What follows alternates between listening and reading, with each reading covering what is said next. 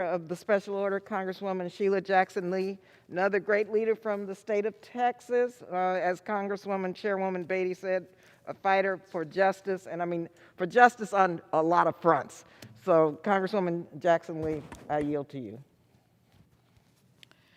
Let me thank the gentlelady from California and always for her reminding us in almost every moment of her tenure here in the United States Congress of the spirit and the investment that Shirley Chisholm made in her personally, and the investment that she made as a young college student, saying that I am going to find Shirley Chisholm or accept the call and be in her presidential election. What a historic moment for her, and also the very pathway that she has taken in the United States Congress is evidence that she is definitely a living example of the fighting spirit of Shirley Chisholm.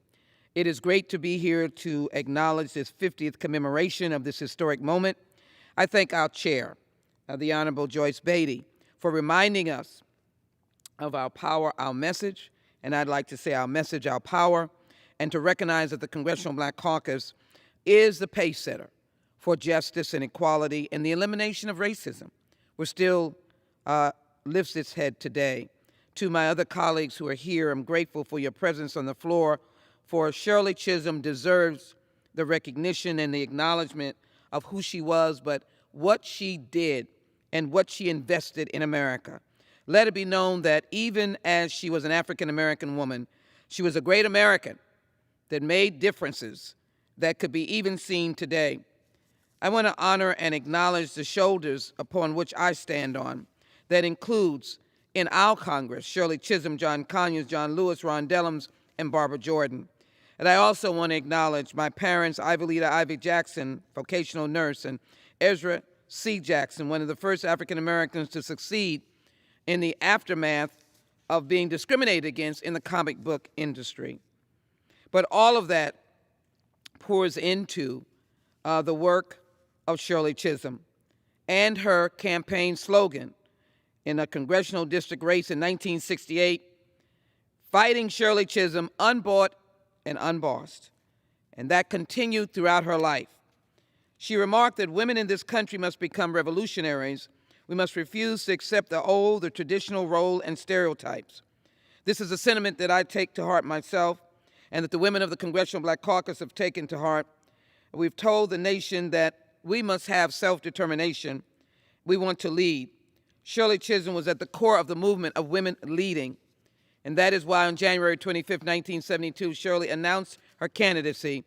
She stood before the cameras, and in the beginning of her speech, she said, and before I say these words, let me be very clear. There wasn't thousands of people. There may not have been hundreds and hundreds of people. I can tell you what there was, a bounty of skeptics, people standing back and saying, this is unimaginable. Why would she do this? We don't need her to do this. She's getting in the way. I am grateful that Shirley Chisholm, fighting Shirley Chisholm, unbought and unbossed, maintained the dignity of the right of a black woman, an American, to run for the presidency of the United States. And so she said, I stand before you today as a candidate for the Democratic nomination for the presidency of the United States. How sweet those words are. I am not the candidate of Black America, although I am black and proud.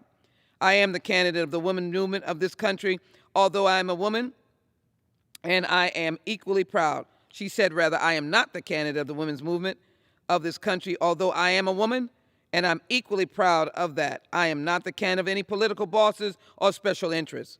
I am the candidate of the people. We keep that in mind. This Congress, the Democratic members of Congress, if the Congressional Black Caucus keeps this in mind, that we are the candidate, the spokespersons of the people, that it is their truth that we must tell. Shirley Chisholm always told their truth. And she did not win the nomination, but she went on to the Democratic Convention in Miami and received 151 votes. And so we know that the Vice President of the United States, Kamala Harris, stands on the shoulders of Shirley Chisholm. And the women today that are elected across America in all different positions stands on the shoulders of Shirley Chisholm. We recognize that barriers still stand, and one that we hope will be corrected in this month, Black History Month, is for Shirley Chisholm's fighting spirit that an African-American woman, a black woman, will be nominated to the United States Supreme Court. We want more than that as well. We want an age-old bill that has been languishing for so long. H.R. 40, the Commission to Study and Develop Reparation Proposals that Congresswoman Chisholm would have been on. We want it to be pronounced and announced this month. And so as we honor her tonight, fighting Shirley Chisholm, let me acknowledge the different poses, the different leaderships that she has been as she has stood for the people of Brooklyn, but the people of America. That's the face of a fighting woman, and that's the face of the person we honor tonight. I'm delighted to be here with my colleague who has always put Shirley Chisholm in the forefront of our thinking of how progressive and innovative and powerful and strong and empowering. I want to leave you with that. She believed to empower others and understood the words of Martin Luther King, injustice anywhere is injustice everywhere.